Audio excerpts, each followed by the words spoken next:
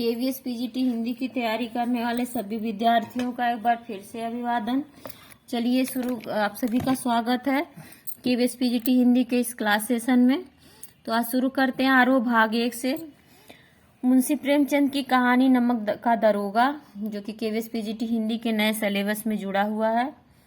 और KVS PGT Hindi की exam date 17 फरवरी आ गई है। आप लोग अपनी तैयारी निरंतर जारी रखें। बिना देर के चले शुरू करते हैं। साहित्य वह जादू की लकड़ी है जो पशुओं में, ईंट पत्थरों में, पेड़ पौधों में भी विश्व की आत्मा का दर्शन करा देती है। मूल नाम धनपत राय। प्रेमचंद मूल नाम धनपत राय। जन्म सन 1880, लम्ही, उत्तर प्रदेश। प्रमुख रचनाएं सेवा सदन, प्रेमाश्रम, रंगभूमि, निर्मला, कायाकल्प, गबन, कर्मभूमि, गोदान, ये सब उपन्यास हैं। सोजे वतन, मानसरोवर 8 खंड में, गुप्तधन, कहानी संग्रह, करबला संग्राम, प्रेम की देवी, ये नाटक है। कुछ विचार, विविध प्रसंग, निबंध संग्रह। और उनकी मृत्यु होती है 1936 में। प्रेमचंद कथा साहित्य के शिखर पुरुष माने जाते हैं। प्रेमचंद कथा साहित्य के शिखर पुरुष माने जाते हैं। कथा साहित्य के शिखर पुरुष का बचपन अभाव में बीता। स्कूली शिक्षा पूरी करने के बाद पारिवारिक समस्याओं के कारण जैसे तैसे बीए तक की पढ़ाई की। अंग्रेजी में एमए करना चाहते थे, लेकिन जीवन यापन के लिए नौकरी करनी पड़ी। सरकारी नौकरी मिली भी, लेकिन महात्मा गांधी के असहयोग आंदोलन में सक्रिय होने के कारण त्यागपत्र देना पड़ा। राष्ट्रीय आंदोलन से जुड़ने के बावजूद लेखन कार्य सुचारू रूप से चलता रहा। पत्नी शिवारानी देवी के साथ अंग्रेजों के खिलाफ आंदोलनों में हिस्सा लेते रहे। उनके जीवन का राजनीतिक संघर्ष उनकी रचनाओं में सामाजिक संघर्ष बनकर सामने आया।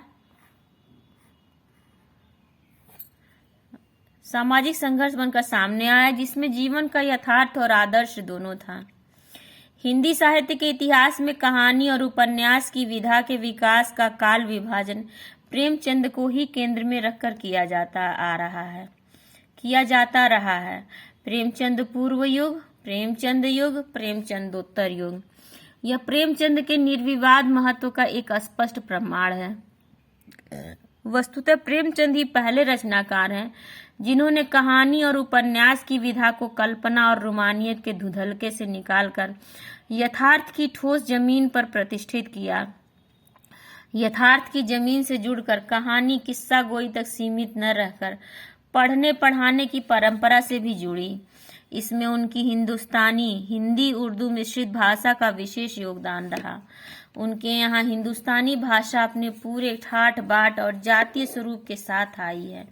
उनका आरंभिक कथा साहित्य कल्पना, संयोग और रोमानियत के ताने बाने से बुना गया है, लेकिन एक कथाकार के रूप में उन्होंने लगातार विकास किया और पंच परमेश्वर जैसी कहानी तथा सेवा सदन जैसे उपन्यास के साथ सामाजिक जीवन को कहानी का आधार बनाने वाली यथार्थवादी कला के अग्रदूत के रूप में सामने आए। यथार्थवाद के भीतर भी आदर्श उन्मुख यथार्थवाद से आलोचनात्मक यथार्थवाद तक की विकास यात्रा प्रेमचंद ने की। आदर्शोन्मुख यथार्थवाद स्वयं उन्हीं की गढ़ी हुई संज्ञा है। यह कहानी और उपन्यास के क्षेत्र में किए गए उनके ऐसे रचनात्मक प्रयासों पर लागू होती है जो कटु यथार्थ का चित्रण करते हुए भी समस्याओं और अंतर्विरोधों को अंततः एक आदर्शवादी और मनोवांछित समाधान तक पहुंचा देती है। सेवा सदन, प्रेमाश्रम आदि उपन्यास और पंच परमेश्वर, बड़े घर की बेटी, नमक का दारोगा आदि कहानियां ऐसी ही हैं। बाद की उनकी रचनाओं में यह आदर्शवादी प्रवृत्ति कम होती गई है और धीरे धीरे वे ऐसी स्थिति तक पहुंचते हैं जहां कठोर वास्तविकता को प्रस्तुत करने में वे किसी तरह समझौता नहीं करते। गोदान उपन्यास और पूस की रात, कफन आदि कहानियां इसके सुंदर उदाहरण हैं। यहाँ दी गई कहानी नमक का दारोगा प्रकाशन वर्ष 1914 इस प्रेमचंद की बहुचर्चित कहानी है, जिसे आदर्शोन्मुख यथार्थवाद के एक मुकम्मल उदाहरण के रूप में देखा जा सकता है। कहानी में ही आए हुए एक मुहावरे को लें तो यह धन के ऊपर धर्म की जीत की कहानी है। धन और धर्म को हम क्रमशः सद्वृत्ति और असद्वृत्ति, बुराई और अच्छाई, असत्य और सत्य इत्यादि भी कह सकते हैं। कहानी में इनका प्रतिनिधित्व क्रमशः पंडित अलोपीदीन और मुंशी वंशीधर नामक पात्रों ने किया है। ईमानदार कर्मयोगी मुंशी वंशीधर को खरीदने में असफल रहने के बाद पंडित अलोपीदीन अपने धन की महिमा का उपयोग कर उन्हें नौकरी से मुअत्तल करा देते हैं, लेकिन अंतः सत्य के आगे उनका सिर झुक जाता है। वे सरकारी महकमे से बर्खास्त वंशीधर को बहुत ऊंचे वेतन और भत्ते के साथ अपनी सारी जायदाद का स्थायी मैनेजर नियुक्त करते हैं और गहरे अपराध बोध से भरी हुई वाणी में निवेदन करते हैं, परमात्मा से ही प्रार्थना कि वह आपको सदैव वही नदी के किनारे वाला बेमुरव्वत उद्दंड किंतु धर्मनिष्ठ दारोगा बनाए रखे। कहानी के इस अंतिम प्रसंग से पहले तक की समस्त घटनाएं प्रशासनिक और न्यायिक व्यवस्था में व्याप्त भ्रष्टाचार तथा उस भ्रष्टाचार की व्यापक सामाजिक स्वीकार्यता को अत्यंत साहसिक तरीके से हमारे सामने उजागर करती है। ईमानदार व्यक्ति के अभिमन्यु के समान निहत्थे और अकेले पड़ते जाने की यथार्थ तस्वीर इस कहानी को बहुत बड़ी खूबी है, किंतु प्रेमचंद इस संदेश पर कहानी को खत्म नहीं करना चाहते, क्योंकि उस दौर में मानते थे कि ऐसा यथार्थवाद हमको निराशावादी बना देता है। मानव चरित्र पर से हमारा विश्वास उठ जाता है, हमको चारों तरफ बुराई ही बुराई नजर आने लगती है। उपन्यास शीर्षक निबंध से इसीलिए कहानी का अंत सत्य की जीत के साथ होता है। तो ये था पाठ परिचय और लेखक परिचय, और अब शुरू करते हैं कहानी। नमक का दारोगा कहानी शुरू होती है। जब नमक का नया विभाग बना और ईश्वर प्रदत्त वस्तु के व्यवहार करने का निषेध हो गया तो लोग चोरी छिपे इसका व्यापार करने लगे। अनेक प्रकार के छल प्रपंचों का सूत्रपात हुआ। कोई घूस से काम निकालता था, कोई चालाकी से। अधिकारियों के पौ 12 थे। पटवारीगिरी का सर्वसम्मानित पद छोड़कर लोग इस विभाग की बरकंदाजी करते थे। इसके दारोगा पद के लिए तो वकीलों का भी जी ललचाता था। यह वह समय था जब अंग्रेजी शिक्षा और ईसाई मत के लोग एक ही वस्तु समझते थे। फारसी का प्राबल्य था। प्रेम की कथाएं और श्रृंगार रस के काव्य पढ़कर फारसीदार लोग सर्वोच्च पदों पर नियुक्त हो जाया करते थे। मुंशी वंशीधर भी जुलेखा की विरह कथा समाप्त करके मजनू और फरहाद के प्रेम वृत्तांत को और नल और नील की लड़ाई और अमेरिका के आविष्कार से अधिक महत्व की बातें समझते हुए रोजगार की खोज में निकले। उनके पिता एक अनुभवी पुरुष थे। समझाने लगे, बेटा घर की दुर्दशा देख रहे हो, ऋण के बोझ से दबे हुए हैं। लड़कियां हैं वह घास फूस की तरह बढ़ती चली जाती हैं। मैं कगारे पर का वृक्ष हो रहा हूँ, न मालूम कब गिर पड़ूं। अब तुम ही घर के मालिक मुख्तार हो। नौकरी में ओहदे की ओर ध्यान मत देना, यह तो पीर का मजार है। निगाह चढ़ावे और चादर पर रखनी चाहिए। ऐसा काम ढूंढना जहाँ कुछ ऊपरी आय हो। मासिक वेतन तो पूर्ण मासी का चांद है जो एक दिन दिखाई देता है और घटते घटते लुप्त हो जाता है। ऊपरी आय बहता हुआ स्रोत है जिसमें सदैव प्यास बुझती है। वेतन मनुष्य देता है, इसी से उसमें वृद्धि नहीं होती है। ऊपरी आमदनी ईश्वर देता है, इसी से उसकी बरकत होती है। तुम स्वयं विद्वान हो, तुम्हें क्या समझाऊं। इस विषय में विवेक से की बड़ी आवश्यकता है। मनुष्य को देखो, उसकी आवश्यकता को देखो और अवसर को देखो। उसके उपरांत जो उचित समझो करो। गरज वाले आदमी के साथ कठोरता करने में लाभ ही लाभ है, लेकिन बेगरज को दांव पर पाना जरा कठिन है। इन बातों को निगाह में बांध लो, यह मेरी जन्म भर की कमाई है। इस उपदेश के बाद पिताजी ने आशीर्वाद दिया। वंशीधर आज्ञाकारी पुत्र थे। ये बातें ध्यान से सुनी और तब घर से चल खड़े हुए। इस विस्तृत संसार में उनके लिए धैर्य अपना मित्र, बुद्धि अपनी पथ प्रदर्शक और आत्मावलंबन ही अपना सहायक था। लेकिन अच्छे शकुन के साथ चले थे। जाते जाते नमक विभाग में दारोगा पद पर प्रतिष्ठित हो गए। वेतन अच्छा और ऊपरी आय का तो ठिकाना ही न था। वृद्ध मुंशी जी को सुख संवाद मिला तो फूले न समाये। महाजन कुछ नरम पड़े। कलवार की आशा लता लहलहाई। पड़ोसियों के हृदय में सूल उठने लगे। जाड़े के दिन थे और रात का समय। नमक के सिपाही चौकीदार नशे में मस्त थे। मुंशी बंशीधर को यहाँ आए अभी 6 महीने से अधिक न हुए थे, लेकिन इस थोड़े समय में ही उन्होंने अपनी कार्यकुशलता और उत्तम आचार से अफसरों को मोहित कर लिया था। अफसर लोग उन पर बहुत विश्वास करने लगे। नमक के दफ्तर से 1 मील पूर्व की ओर जमुना बहती थी। उस पर नावों का एक पुल बना हुआ था। दारोगा जी किवाड़ बंद किए मीठी नींद सो रहे थे। अचानक आँख खोली तो नदी के प्रवाह की जगह गाड़ियों की गड़गड़ाहट तथा मल्लाहों का कोलाहल सुनाई दिया। उठ बैठे। इतनी रात गए गाड़ियां क्यों नदी के पार जाती हैं? अवश्य कुछ न कुछ गोलमाल है। तर्क ने भ्रम को पुष्ट किया। वर्दी पहनी, तमंचा जेब में रखा और बात की बात में घोड़ा बढ़ाए हुए पुल पर आ पहुंचे। गाड़ियों की एक लंबी कतार पुल के पार जाती दिखी। डांट कर पूछा, किसकी गाड़ियां हैं?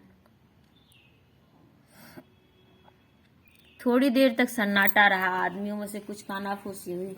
तब आगे वाले ने कहा, पंडित अलोपी दिन की।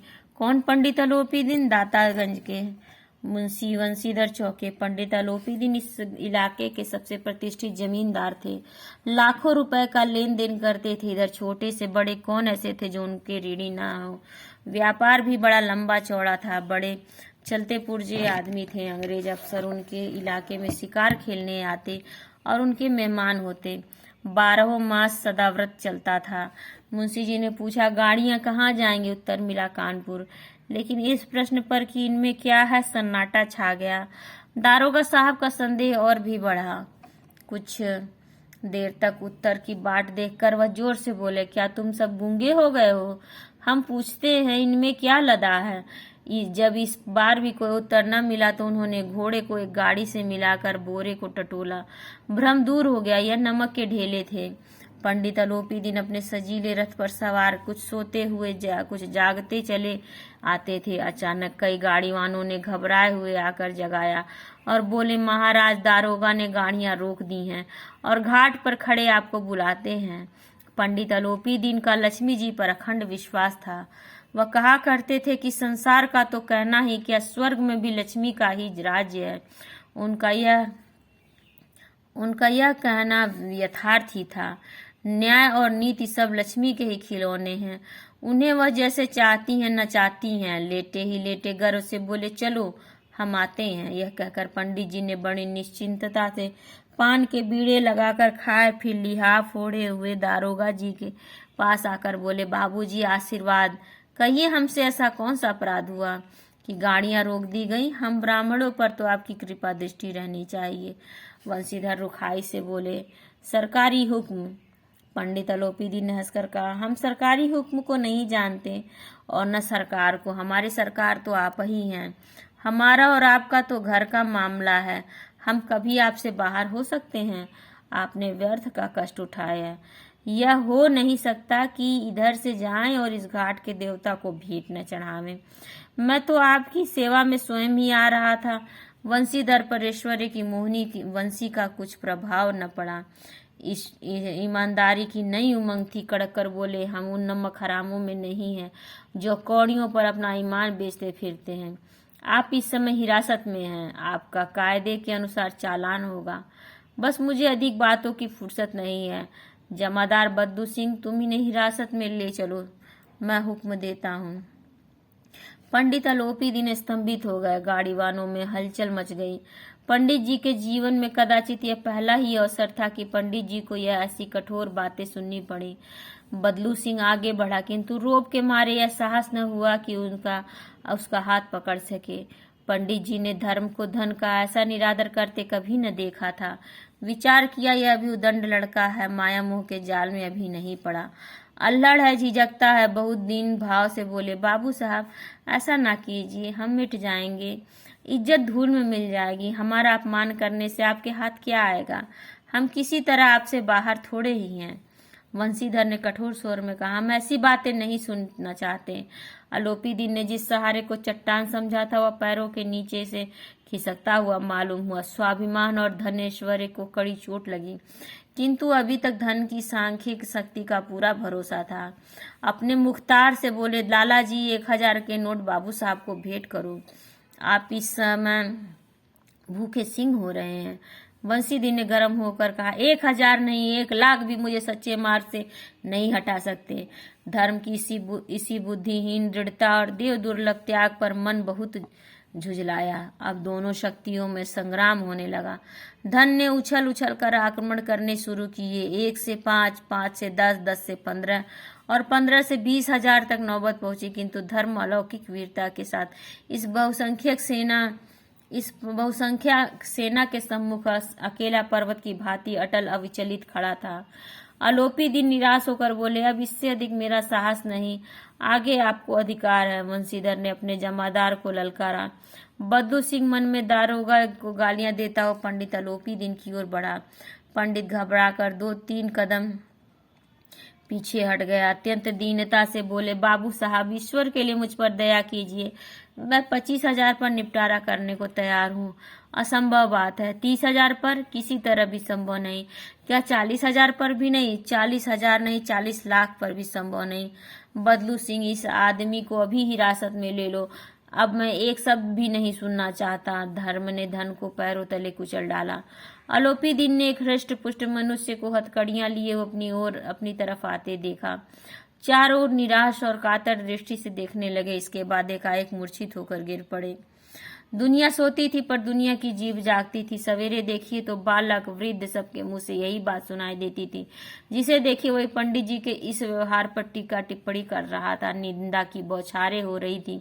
मानो संसार से अब पापी का पाप कट गया। पानी को दूध के नाम से बेचने वाला ग्वाला, कल्पित रोजनामचे भरने वाले अधिकारी वर्ग, रेल में बिना टिकट सफर करने वाले बाबू लोग, जाली दस्तावेज बनाने वाले सेठ और साहूकार, यह सब के सब देवताओं की भांति गर्दनें चला रहे थे। जब ये दूसरे दिन पंडित आलोपी दिन अभियुक्त होकर कांस्टेबलों के साथ हाथों में हथकड़ियां, हृदय में ग्लानि और क्षोभ भरे लज्जा से गर्दन झुकाए अदालत की तरफ चले तो सारे शहर में हलचल मच गई। मेलों में कदाचित आंखें इतनी व्यग्र न होती होंगी। भीड़ के मारे छत की दीवार में कोई भेद न रहा, किंतु अदालत में पहुंचने की देर थी। पंडित आलोपी दिन इस अगाध वन के सिंह थे। अधिकारी वर्ग उनके भक्त, अमले उनके सेवक, वकील मुख्तार उनके आज्ञा पालक और अर्दली चपरासी तथा चौकीदार तो उनके बिना माल के गुलाम थे। उन्हें देखते ही लोग चारों तरफ से दौड़े। सभी लोग विस्मित हो रहे थे, इसलिए नहीं कि आलोपी दिन ने क्यों यह कर्म किया, बल्कि इसलिए कि वह कानून के पंजे में कैसे आए। ऐसा मनुष्य जिसके पास असाध्य साधन करने वाला धन और अनन्य वाचालता हो, वह क्यों कानून के पंजे में आए। प्रत्येक मनुष्य उनसे सहानुभूति प्रकट कर रहा था। बड़ी तत्परता से इस आक्रमण को रोकने के निमित्त वकीलों की एक सेना तैयार की गई। न्याय के मैदान में धर्म और धन में युद्ध ठन गया। वंशीधर चुपचाप खड़े थे। उनके पास सत्य के सिवा कोई बल न था, न स्पष्ट भाषण के अतिरिक्त कोई शास्त्र गवाह थे, किंतु लोभ से डावाडोल, यहाँ तक कि मुंशी जी को न्याय भी अपनी ओर से कुछ खींचा हुआ दिख पड़ता था। वह न्याय का दरबार था, किंतु उसके कर्मचारियों पर पक्षपात का नशा छाया हुआ था। किंतु पक्षपात और न्याय का क्या मेल। जहाँ पक्षपात हो वहाँ न्याय की कल्पना भी नहीं की जा सकती। मुकदमा शीघ्र ही समाप्त हो गया। डिप्टी मजिस्ट्रेट ने अपने तजवीज में लिखा, पंडित आलोपी दिन के विरुद्ध दिए गए प्रमाण निर्मूल और भ्रमात्मक हैं और वह एक बड़े आदमी है। यह बात कल्पना के बाहर है कि उन्होंने थोड़े लाभ के लिए ऐसा दुस्साहस किया हो। यद्यपि नमक के दरोगा मुंशी वंशीधर का अधिक दोष नहीं, लेकिन यह बड़े खेद की बात है कि उनकी उद्दंडता और विचारहीनता के कारण एक भले मानुष को कष्ट झेलना पड़ा। हम प्रसन्न है कि वह अपने काम से सजग और सचेत रहता है, किंतु नमक से मुकदमे की बड़ी हुई नमक हलाली ने उसके विवेक और बुद्धि को भ्रष्ट कर दिया है। भविष्य से होशियार रहना चाहिए। वकीलों ने यह फैसला सुना और उछल पड़े। पंडित आलोपी दिन मुस्कुराते हुए बाहर निकले। स्वजन बांधवों ने रुपयों की लूट की। उदारता का सागर उमड़ पड़ा। उसकी लहरों ने अदालत की नींव तक हिला दी। जब वंशीधर बाहर निकले तो चारों ओर से उनके ऊपर व्यंग बाड़ों की वर्षा होने लगी। चपरासियों ने झुक झुक कर सलाम किए, किंतु इस समय एक एक कटुवाक्य, एक एक संकेत उनकी गर्वाग्नि को प्रज्वलित कर रहा था। कदाचित इस मुकदमे में सफल होकर वह इस तरह अकड़ते हुए चलते, आज उन्हें संसार का एक खेदजनक विचित्र अनुभव हुआ। न्याय और विद्वता, लंबी चौड़ी उपाधियां, बड़ी बड़ी दाढ़ियां और ढीले चोंगे एक भी सच्चे आदर के पात्र नहीं हैं। वंशीधर ने धन से बैर मोल लिया था, उसका मूल्य चुकाना अनिवार्य था। कठिनता से 1 सप्ताह बीता होगा कि मुअत्तली का परवाना आ पहुंचा। कार्यपरायणता का दंड मिला। बेचारे भग्न हृदय, शोक और खेद से व्यथित घर को चले। बूढ़े मुंशी जी को तो पहले से ही कुड़बुड़ा रहे थे कि चलते चलते इस लड़के को समझाया था, लेकिन इसने एक न सुनी।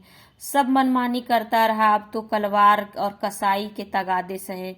बुढ़ापे में भगत बनकर बैठे और वहाँ बस वही सूखी तनख्वाह। हमने भी तो नौकरी की थी। अपने कोई अहदेदार नहीं थे, लेकिन काम किया, दिल खोल कर किया और आप ईमानदार बनने चले हैं। घर में चाहे अंधेरा हो, मस्जिद में अवश्य दिया जलाएंगे।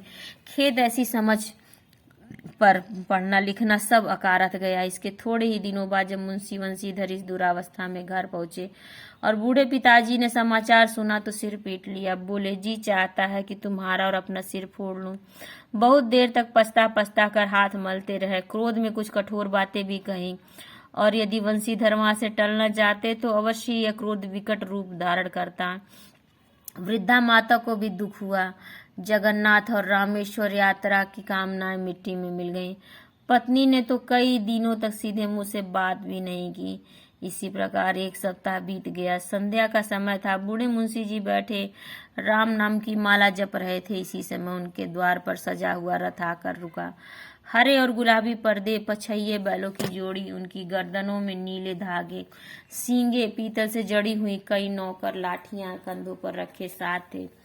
मुंशी जी अगवानी को दौड़े। देखा तो पंडित अलोपी दिन है। झुककर दंडवत की और लल्लो चप्पो की बातें करने लगी। हमारा भाग्य उदय हुआ जो आपके चरण इस द्वार पर आए। आप हमारे पूज्य देवता हैं, आपको कौन सा मुंह दिखावें। मुंह में तो कालिख लगी हुई है, किंतु क्या करे। लड़का भागा कपूत है, नहीं तो आपसे क्यों मुझ छिपाना पड़ता। ईश्वर निसंतान चाहे रखे, पर ऐसी संतान न दे। आलोपी दिन ने कहा, नहीं भाई साहब, ऐसा न कहिए। मुंशी जी ने चकित होकर कहा, ऐसी संतान को और क्या कहें। आलोपी दिन ने वात्सल्यपूर्ण स्वर में कहा, कुल तिलक और पुरुषों की कीर्ति उज्जवल करने वाले संसार में से कितने धर्मपरायण मनुष्य जो धर्म पर अपना सब कुछ अर्पण कर सके। पंडित आलोपी दिन ने वंशीधर से कहा, दारोगा जी, इसे खुशामत न समझिए। खुशामत करने के लिए मुझे इतना कष्ट उठाने की जरूरत न थी। उस रात को आपने अपने अधिकार बल से मुझे अपनी हिरासत में लिया था, किंतु आज मैं स्वेच्छा से आपकी हिरासत में हूँ। मैंने हजारों रईस और अमीर देखे, हजारों उच्च पदाधिकारियों से काम पड़ा, किंतु मुझे परास्त किया तो आपने। मैंने सबको अपना और अपने धन का गुलाम बनाकर छोड़ दिया। मुझे आज्ञा दीजिए कि आपसे कुछ विनय करूं। वंशीधर ने आलोपी दिन को आते देखा तो उठकर सत्कार किया, किंतु स्वाभिमान सही समझ गए कि यह महाशय मुझे लज्जित करने और जलाने आए हैं। क्षमा प्रार्थना कर चेष्टा नहीं की, वरन उन्हें अपने पिता की यह ठकुर सुहाती की बात असह्य सी प्रतीत हुई। पर पंडित जी की बातें सुनी तो मन का मैल मिट गए। पंडित जी की ओर उड़ती हुई दृष्टि से देखा, सद्भाव झलक रहा था। गर्व ने अब लज्जा के सामने सिर झुका दिया। शर्माते हुए बोले, यह आपकी उदारता है जो ऐसा कहते हैं। मुझसे जो कुछ अभिनय हुई उससे क्षमा कीजिए। मैं धर्म की बेकड़ी में झगड़ा हुआ था, नहीं तो वैसे मैं आपका दास हूँ। जो आज्ञा होगी वो मेरे सिर माथे पर। आलोपी दिन ने विनीत भाव से कहा, नदी तट पर आपने मेरी प्रार्थना नहीं स्वीकार की थी, किंतु आज स्वीकार करनी पड़ेगी। वंशीधर बोले, मैं किस योग्य हूँ, किंतु जो कुछ सेवा मुझसे हो सकती है उसमें त्रुटि न होगी। आलोपी दिन ने एक स्टाम्प लगा हुआ पत्र निकाला और उसे वंशीधर के सामने रखकर बोले, इस पद को स्वीकार कीजिए और अपने हस्ताक्षर कर दीजिए। मैं ब्राह्मण हूँ, जब तक यह सवाल पूरा न कीजिएगा द्वार से न हटूंगा। वंशीधर ने उस कागज को पढ़ा तो कृतज्ञता से आंखों में आंसू भर आए। पंडित आलोपी दिन ने उनको अपनी सारी जायदाद का स्थायी मैनेजर नियुक्त किया था। 6000 वार्षिक वेतन के अतिरिक्त रोजाना खर्च, अलग सवारी के लिए घोड़े, रहने को बंगला, नौकर चाकर मुफ्त। कंपित स्वर में बोले, पंडित जी, मुझ में इतनी सामर्थ्य नहीं कि आपकी उदारता की प्रशंसा कर सकूं, किंतु मैं उसे उच्च पद के योग्य नहीं हूँ। आलोपी दिन हंसकर बोले, मुझे इस समय एक अयोग्य मनुष्य की ही जरूरत है। वंशीधर ने गंभीर भाव से कहा, यूं मैं आपका दास हूँ। आप जैसे कीर्तिवान सज्जन पुरुष की सेवा करना मेरे लिए सौभाग्य की बात है, किंतु मुझ में न विद्या है, न बुद्धि है, न वह स्वभाव जो इन त्रुटियों की पूर्ति कर देता है। ऐसे महान कार्य के लिए एक बड़े मर्मज्ञ अनुभवी मनुष्य की जरूरत है। आलोपी दीन ने कमलदान से कलम निकाली और उसे वंशीधर के हाथ में देकर बोले, मुझे विद्वता की चाह है, न अनुभव की, न मर्मज्ञता की, न कार्य कुशलता की। इन गुणों के महत्व का परिचय खूब पा चुका हूँ। अब सौभाग्य और सुअवसर ने मुझे मोती दे दिया, जिसके सामने योग्यता और विद्वता की चमक फीकी पड़ जाती है।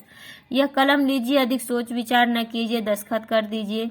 परमात्मा से ही प्रार्थना कि वह आपको सदैव वही नदी किनारे वाला बेमुरव्वत, उद्दंड, कठोर परंतु धर्मनिष्ठ दारोगा बनाए रखे। वंशीधर की आंखें डबडबा आई। हृदय से संकुचित पात्र में इतना एहसान न समा सका। एक बार फिर पंडित जी की ओर भक्ति और श्रद्धा की दृष्टि से देखा और कांपते हुए हाथ से मैनेजरी के कागज पर हस्ताक्षर कर दिए। आलोपी दिन ने प्रफुल्लित होकर उन्हें गले से लगा लिया। तो ये खत्म होती है कहानी नमक का दरोगा। अब इसमें कुछ कठिन शब्द है जो देख लेते हैं उसके अर्थ। बरकंदाजी का अर्थ होता है बंदूक लेकर चलने वाला सिपाही या चौकीदार। सदाव्रत का अर्थ होता है हमेशा अन्न बांटने का व्रत। मुख्तार का अर्थ होता है कलेक्टरी में वकील से कम दर्जे का वकील। अलौकिक का अर्थ होता है न दिखाई देने वाला। कातर का अर्थ होता है परेशान, दुखी। अमले का अर्थ होता है कर्मचारी मंडल, नौकर चाकर। अर्दली का अर्थ होता है किसी बड़े अफसर के साथ रहने वाला खास चपरासी। तजवीज का अर्थ होता है राय या निर्णय। अकारत का अर्थ होता है व्यर्थ। पछइये का अर्थ होता है पश्चिमी। अब देखते हैं महत्वपूर्ण बिंदु। प्रेमचंद युग। मुंशी प्रेमचंद 1880 से 1936 इन मूल नाम धनपत राय, किंतु वे नाम बदलकर नवाब राय बनारसी के नाम से लिखते थे। ठीक है, मूल नाम धनपत राय पर नाम बदलकर नवाब राय बनारसी के नाम से लिखते थे। धनपत राय को प्रेमचंद नाम उर्दू के लेखक दया नारायण निगम ने दिया था। प्रेमचंद को उपन्यास सम्राट की संज्ञा बंगला कथाकार शरद चंद्र चट्टोपाध्याय ने दिया। प्रेमचंद द्वारा लिखे मूल उर्दू में उपन्यास का उनके द्वारा किया गया हिंदी रूपांतरण निम्न है। मूल उर्दू उपन्यास है, उसके बाद उसका हिंदी रूपांतरण कैसे किया गया, किस नाम से किया गया। असरारे माविद 1903 से 1905 तक में लिखा गया और देवस्थान रहस्य से इसका हिंदी अनुवाद 1905 में किया गया। हम खुरमा हम सवाब 1906। प्रेमा अर्थात दो सखियों का विवाह 1907। किसना 1907 इसका गबन नाम से अनुवाद किया गया 1931 में। जलवाए इसार 1912। वरदान नाम से इसका अनुवाद किया गया 1921 में। देखिए 1912 1921 12 को पलट दीजिए।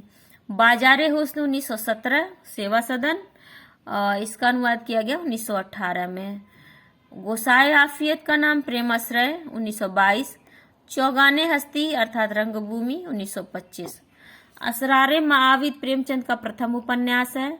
सेवा सदन प्रेमचंद का पहला प्रौढ़ उपन्यास है, प्रौढ़ हिंदी उपन्यास है। प्रेमचंद का हिंदी में मूल रूप से लिखा प्रथम उपन्यास कायाकल्प 1926 है। मूल रूप से हिंदी में लिखा गया प्रथम उपन्यास कायाकल्प 1926। 1907 में प्रेमचंद ने रूठी रानी नामक ऐतिहासिक उपन्यास की रचना की। 1907 में प्रेमचंद ने रूठी रानी नामक ऐतिहासिक उपन्यास की रचना की। प्रेमचंद की हिंदी रचना क्रम के अनुसार देवस्थान रहस्य 1905 मंदिरों और तीर्थ स्थानों में फैले भ्रष्टाचार पाखंड की आलोचना इसमें की गई है। प्रेमा 1907 में हिंदुओं में विधवा विवाह की समस्या का चित्रण है। सेवा सदन 1918 में वेश्या जीवन से संबद्ध समस्या का चित्रण है। वरदान 1921 में प्रेम एवं विवाह की समस्या का चित्रण है। प्रेमाश्रम 1922 में औपनिवेशिक शासन में जमींदार एवं किसानों के संबंध का चित्रण है। रंगभूमि 1925 में औद्योगिकरण के दोष, पूंजीवादियों की शोषण नीति, अंग्रेजों के अत्याचार एवं भारतीय शिक्षितों के चरित्रहीनता का विश्लेषण वह चित्रण किया गया है रंगभूमि में। कायाकल्प में पुनर्जन्म की धारणा पर समाज सेवा, राजा के अत्याचार, विलास एवं सच्चे प्रेम का चित्रण है कायाकल्प में। अब है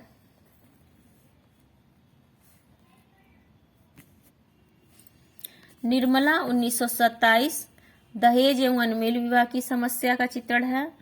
गबन 1931 में,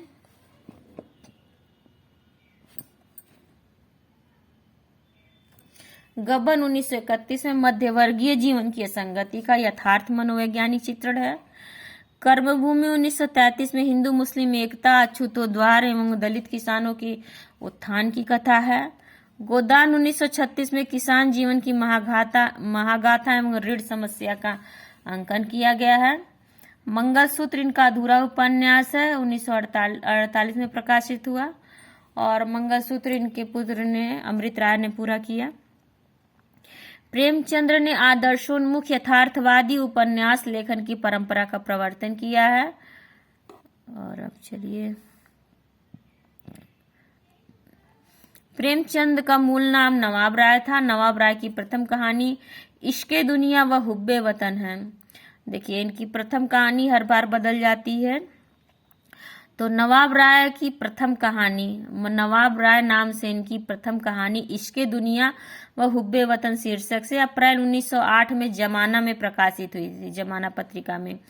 नवाब राय का प्रथम कहानी संग्रह सोजे वतन है, जो 1908 में जमाना प्रेस कानपुर से प्रकाशित हुआ था। सोजे वतन में 5 कहानियां संकलित हैं। देखिए, प्रश्न प्रैक्टिस सेट में भी आया हुआ था। सोजे वतन में 5 कहानियां संकलित हैं। ये 5 कहानियां हैं इश्के दुनिया व हुब्बे वतन, सांसारिक प्रेम और देश प्रेम, दुनिया का सबसे अनमोल रतन, यह मेरा वतन है, शेख मखमूर, सिल ए मातम, शोक का पुरस्कार। और सोजे वतन का प्रकाशन, सोजे वतन के प्रकाशन के बाद ब्रिटिश सरकार ने नवाब राय पर सिडिशन का आरोप लगाकर उनके सारे संग्रह को जब्त कर लिया और सोजे वतन उर्दू कहानियों का संग्रह है। प्रेमचंद नाम से उनकी पहली कहानी बड़े घर की बेटी दिसंबर 1910 में जमाना में प्रकाशित हुई थी। प्रेमचंद नाम से उनकी पहली हिंदी कहानी बड़े घर की बेटी दिसंबर 1910 में जमाना पत्रिका में प्रकाशित हुई थी। और प्रेमचंद की प्रथम कहानी सौत हिंदी भाषा व देवनागरी लिपि में लिखी गई है, 1915 में सरस्वती में प्रकाशित है। सौत कहानी इनकी पहली देवनागरी लिपि में लिखी गई और हिंदी भाषा में। कुछ आलोचक प्रेमचंद के पंच परमेश्वर 1916 को उनकी प्रथम कहानी मानते हैं तथा अंतिम कहानी कफन को मानते हैं। अब देखते हैं प्रेमचंद के प्रमुख कहानी संग्रह निम्नलिखित हैं।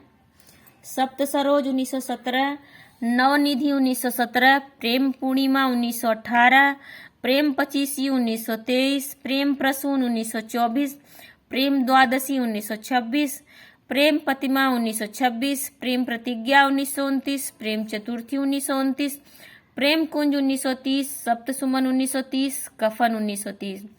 प्रेमचंद ने लगभग 300 कहानियां लिखी हैं जो अब मानसरोवर शीर्षक से 8 भागों में प्रकाशित हैं। प्रेमचंद ने लिखा है, सबसे उत्तम कहानी वह होती है जिसका आधार किसी मनोवैज्ञानिक सत्य पर होता है। तो प्रेमचंद ने सबसे उत्तम कहानी किसे माना है? जिसका आधार कोई मनोवैज्ञानिक सत्य हो। प्रेमचंद को कहानी सम्राट कहा जाता है।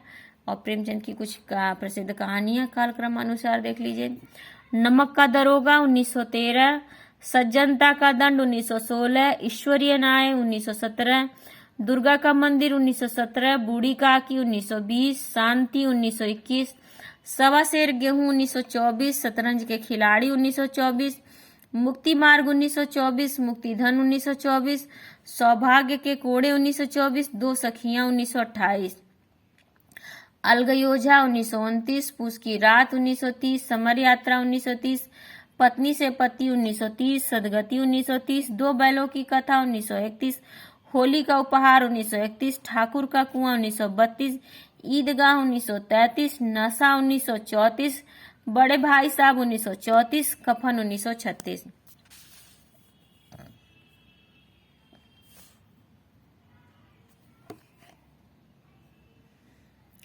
अब देखिए महत्वपूर्ण बिंदु। प्रेमचंद का जन्म 31 जुलाई 1880 लमही ग्राम वाराणसी में हुआ और इनकी मृत्यु अक्टूबर 1936 में 56 वर्ष की आयु में हुई। पिता इनके मुंशी अजायब लाल कायस्थ थे। माता आनंदी देवी थी। पत्नी शिवारानी देवी इनकी दूसरी पत्नी थी। पितामह गुरु सहायलाल, पितामह का नाम था इनके मतलब बाबा का नाम गुरु सहायलाल। बचपन का नाम धनपत राय। उर्दू लेखन में नाम नवाब राय। जमाना प्रेस के संपादक दया नारायण निगम के सुझाव से प्रेमचंद नाम हिंदी लेखन में रखा। सोजे वतन पर प्रतिबंध लग जाने के बाद प्रेमचंद को मिले उपनाम उपाधियां: कलम का सिपाही, कलम का मजदूर, कथा सम्राट, उपन्यास सम्राट। प्रेमचंद जी के 2 पुत्र थे, श्रीपत राय और अमृत राय, और वह एक पुत्री है कमला देवी। प्रगतिशील लेखक संघ 1936 की अध्यक्षता लखनऊ में किया प्रेमचंद जी ने। प्रेमचंद जी आदर्श सोनमुखी यथार्थवादी कथाकार हैं। नमक का दरोगा कहानी के प्रमुख पात्र बंसीधर कर्तव्यनिष्ठ और ईमानदार दरोगा का प्रतिनिधित्व करते हैं। नमक का दरोगा कहानी के पात्र आलोपी दीन, मुंशी बंसीधर, बूढ़े मुंशी जी और नमक है। तो नमक का दरोगा कहानी में मासिक वेतन को पूर्णमासी का चांद कहा गया है और ऊपरी आय अर्थात घूस को बहता हुआ स्रोत जिसे सदैव प्यास बुझती है। ये विचार पंडित बंसीधर के पिताजी के हैं।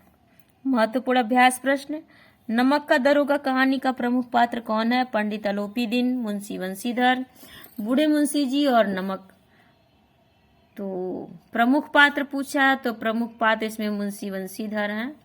ऑप्शन ब सही है। नमक का दरोगा कहानी में किन किन कथाओं का जिक्र पढ़ाई के संदर्भ में किया गया है? जुलेखा की कथा अर्थात यूसुफ जुलेखा की कथा, मजनू की कथा अर्थात लैला मजनू की कथा, फरहाद की कथा अर्थात शीरी फरहाद की कथा और उपर्युक्त सभी। तो ये उपर्युक्त सभी का जिक्र किया गया है पढ़ाई के संदर्भ में। नमक का दरोगा कहानी में किस मौसम का जिक्र आया है? मतलब किस मौसम में ये घटना घटित होती है नमक की चोरी की? तो ये गर्मी का मौसम, जाड़े का मौसम, बरसात का या वसंत का? तो इसका उत्तर होता ब, जाड़े का मौसम था। पंडित आलोपी दीन किस स्थान के निवासी थे? दातागंज के। तो देखिए इसमें और सारे ऑप्शन मैंने बनाए ही नहीं है, तो दातागंज के यही सही उत्तर है। पंडित आलोपी दीन क्या थे? दारोगा थे, पिताजी थे, जमींदार थे या गाड़ीवान थे? तो पंडित आलोपी दीन जी जमींदार थे। ऑप्शन स सही है। आलोपी दीन ने कितने रुपयों तक की घूस की पेशकश की थी? 1000, 25,000, 30,000, 40,000। तो आलोपी दीन ने 1000 से शुरुआत की थी और 40,000 तक पहुंचे थे। तो ऑप्शन द सही होगा, 40,000। आलोपी दीन के मुकदमा जीतते ही वंशीधर को कितने दिनों बाद मुअत्तली का परवाना आ पहुंचा?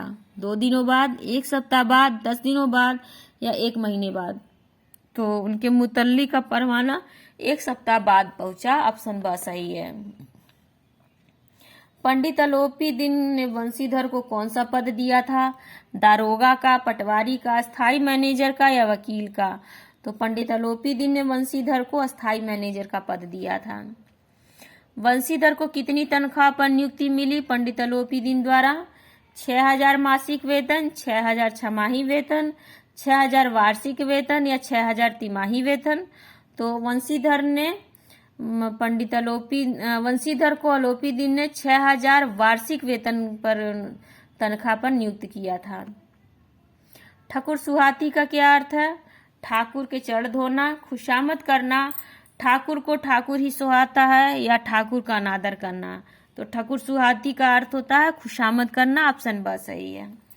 तो खत्म होता है ये चैप्टर मुंशी प्रेमचंद की कहानी नमक का दरोगा। और मैंने कोशिश की है प्रेमचंद जी से संबंधित बहुत सारे तथ्यों को शामिल करने की इसमें, जो परीक्षा के दृष्टिकोण से बहुत ही महत्वपूर्ण है और उम्मीद है मुझे इसमें से जरूर प्रश्न मिलेंगे, इसी के अंदर से ही प्रश्न मिलेंगे, इसके बाहर से प्रश्न नहीं आएगा। अगर इस चैप्टर से प्रश्न आया बना तो यहीं से बनेंगे। तो पसंद आए वीडियो तो जरूर लाइक शेयर और सब्सक्राइब करें। अपने विचार कमेंट सेक्शन में जरूर बताएं। आपको कैसी लगी वीडियो आप लोग जरूर बताएं। इस समय आप लोगों के कमेंट्स बहुत कम हो गए हैं आने। और सभी लोग टेलीग्राम चैनल को ज्वाइन कर लीजिए, वहां पर सारी महत्वपूर्ण वीडियो वहां पर मिलती है बहुत और ग्रुप डिस्कशन भी वहां आप कर सकते हैं, मेरे साथ प्रश्न भी पूछ सकते हैं। और मेरे साथ जुड़ने के लिए आप सभी का बहुत बहुत बहुत धन्यवाद।